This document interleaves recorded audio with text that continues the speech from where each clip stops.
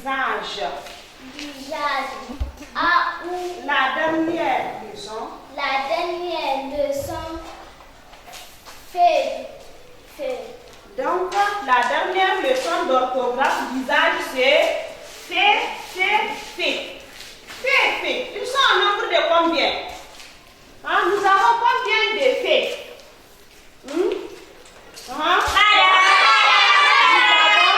On lève seulement les doigts, je vois tout le monde. Nous avons 3 faits. Quel est le premier fait? Fait qui s'écrit comment? Le premier fait s'écrit comment? Quoi? Le fait s'écrit PH. Le premier fait s'écrit avec TH. TH. Deuxième fait s'écrit comment? Toi? DF. Et la troisième.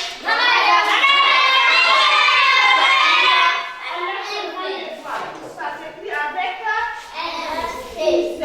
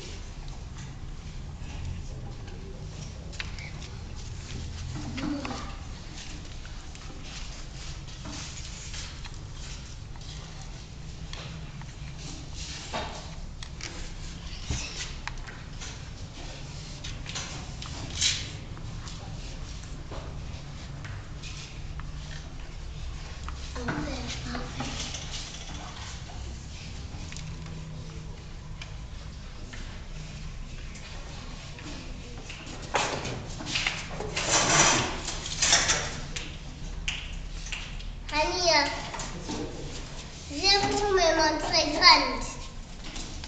Grande. Corinne, montre-moi. Bouilloire. Bouilloire. Razak. Montre-moi père.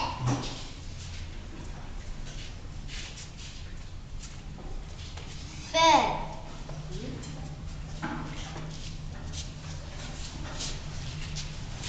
Malika.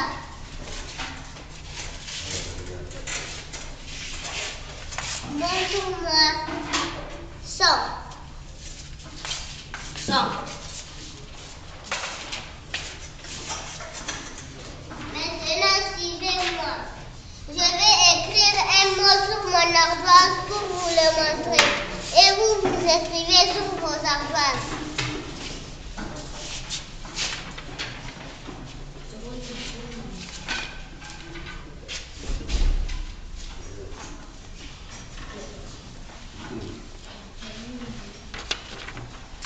Attention, je vais vous le montrer. D'abord, on va vous faire découvrir, chers auditeurs, cette histoire, une pédagogie donc, qui repose sur le monitorat entre élèves, dans laquelle le maître est beaucoup moins présent que dans le mode pédagogique dominant, l'enseignement simultané. Attention, c'est un terme qu'on va beaucoup utiliser dans cette émission. On peut dire que la classe mutuelle a existé au XVIIIe et au XIXe siècle. Je parle sous le contrôle de mes invités. Elle a été marginalisée en 1833 suite à une décision du ministre de l'Éducation de l'époque, François Guizot. Cette histoire, finalement, c'est celle de l'école jusqu'à aujourd'hui, car si la classe simultanée domine, ce n'est pas un système pédagogique qui existe à rencontrer de difficultés, en particularité cette fameuse hétérogénéité des classes, ces différences de niveau entre élèves qui rendent la tâche des professeurs parfois ardue. Sur l'histoire, et je me tourne vers vous, Sylvie Jouan, d'abord on redécouvre tout à fait en vous lisant et en lisant Anne Kérien, un grand tournant qui a été cette date de 1833 pour l'école française, l'école de la République, déjà à l'époque. Oui, alors effectivement, 1833, c'est un tournant peut-être plus important encore que les dates très célèbres des lois Ferry des années 1880, dans la mesure où ça correspond à la période au cours de laquelle les choix pédagogiques décisifs pour le système éducatif français ont été faits à ce moment-là, suite à une vive polémique qu'on a appelée, que certains historiens ont appelée la guerre scolaire, la première guerre scolaire, voilà, la première guerre scolaire, qui opposait les défenseurs de l'enseignement mutuel aux défenseurs de l'enseignement simultané. Alors, peut-être qu'on peut replacer un petit peu le contexte, l'introduction de l'enseignement mutuel. Donc, d'où vient-il ? Voilà. Alors, il vient, disons que celui qui s'est développé en France au début de la Restauration, il vient d'Angleterre. Hein, il a été importé des travaux de Bell et Lancaster, qui d'ailleurs ont donné ce nom des méthodes lancastériennes. À l'époque, on l'appelait aussi méthode lancastérienne, la méthode mutuelle, introduit en France par des libéraux extrêmement soucieux de développer l'instruction populaire. Il faut savoir qu'à cette époque, bon, les écoles, les congrégations religieuses avaient été fermées pendant la Révolution, de sorte que l'instruction primaire était véritablement un chantier à construire. Et ces libéraux portaient l'idée que pour le progrès social, il fallait absolument développer l'instruction du peuple. Donc l'enseignement mutuel mutuel constituait dans ce contexte une véritable aubaine parce qu'il présentait la caractéristique d'être très économique dans la mesure où on pouvait rassembler dans un très grand local plusieurs centaines d'enfants qui étaient sous l'autorité certes d'un enseignant, le maître n'avait pas disparu, mais cet enseignant pouvait déléguer une partie de son pouvoir d'instruction auprès de moniteurs. Et les moniteurs étaient des élèves qui avaient un niveau suffisant pour pouvoir encadrer plusieurs groupes d'élèves. Et il se trouve que dans la mesure donc il y avait cette délégation possible, ça permettait d'instruire à une vitesse beaucoup plus rapide un très grand nombre d'élèves. Cela dit, malgré cette efficacité qui a été mise en évidence, cette méthode a suscité de très très vives critiques, notamment celle de sa rapidité, mais là-dessus Anne Quérien pourra certainement nous en parler, puisque vous faites mes transitions. Merci beaucoup Anne Quérien. Un système critiqué en raison peut-être du faible encadrement, en raison même, j'en suis sûre pour l'avoir lu sous votre plume, du faible encadrement. Mais quels arguments étaient mis en avant par ceux qui critiquaient l'enseignement mutuel à l'époque? Le principal argument, c'était la rapidité de l'apprentissage. C'est-à-dire qu'en 3 ans, les élèves avaient appris à lire et à écrire, alors que les frères des écoles chrétiennes qui pratiquaient la méthode simultanée l'apprenaient en 6 ans avec un système beaucoup plus lent. Or, dans les années 1840 à peu près, la loi date de 1842, le patronat commence à se soucier de la santé des enfants qui travaillent dans les industries et donc réclame à l'État d'interdire le travail des enfants. Et donc, il faut que les enfants soient gardés par l'école jusqu'à l'âge de 13 ans, jusqu'au moment du droit à entrer au travail. Disons que je pense que ce qui est très important de bien comprendre, c'est que si effectivement la priorité à cette époque, c'était l'instruction du peuple, elle était absolument indissociable de l'éducation. Parce qu'en fait, effectivement, et c'est comme ça qu'on comprend cette critique d'une méthode trop rapide, qui du coup amènerait les enfants à délaisser les écoles trop tôt et du coup à errer dans les rues, ce qui présente un risque social.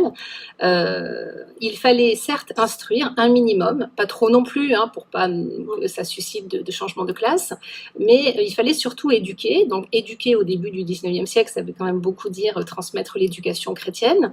À la fin du 19e siècle, et c'est ça qui est intéressant aussi, on retrouve des critiques de l'enseignement mutuel qui font largement écho à celles qui se sont développées dans une période royaliste, puisque certes c'est plus l'éducation chrétienne qu'on va chercher à développer, mais l'éducation morale. Et dans les deux cas, il y a bien cette idée que l'instruction, si elle n'est pas liée à une éducation, est dangereuse. Alors c'est la raison aussi pour laquelle l'enseignement simultané était forcément mieux vu, dans la mesure où il était assuré par des frères qui, de par leur présence même, étaient des garants d'une certaine religiosité qui pouvaient du coup assurer cette éducation morale par leur présence même. Et dans l'enseignement mutuel, ce qui pose véritablement problème, c'est que justement les élèves ne sont pas en contact direct et continu avec ce maître qui est la garantie de l'éducation morale. Donc je pense que vraiment l'argument qui finalement relie toutes les critiques vis-à-vis de l'enseignement mutuel, il tient à cette finalité qu'on attribue à l'école primaire à cette époque, qui est l'éducation avant l'instruction, pour garantir un certain ordre social.